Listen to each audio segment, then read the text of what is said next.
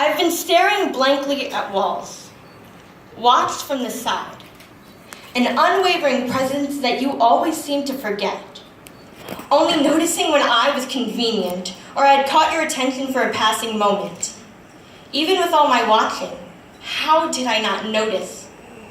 I have always been soft, on the verge of sleep.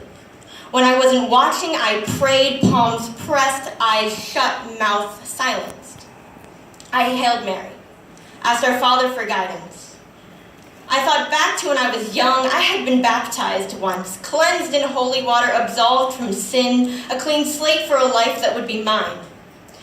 When I met you, I felt the water rush in again. You came in as a flood. I was submerged with your words, your letters, your glances. I had let myself sink under. I thought I was being reborn. A clean slate for a life that would be with you. You were sinking with me, holding my hand.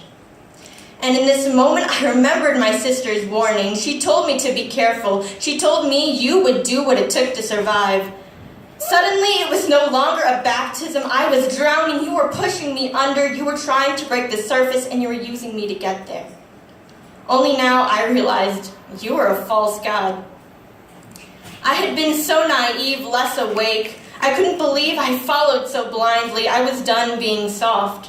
I have now fully awoken. I no longer watched from your side. I've broken away, turned in the other direction. I keep my eyes open, stare hard, refusing to meet your gaze that I once sunk under for.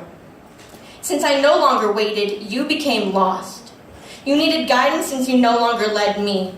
You didn't have a father and you needed one. You went looking behind a door with a sign of a cross. You searched for your own baptism in work. While you dove deeper, I waded back to shore, dried myself from the water that plagued my senses, doused myself in kerosene, lit a match. I set myself on fire. I burned my old skin, the skin your fingertips once etched poems into. All my memories of you charred and burned, waiting for the tide to pull them in. I came back reborn, no longer cleansed with water, but rising from ashes. Thank you.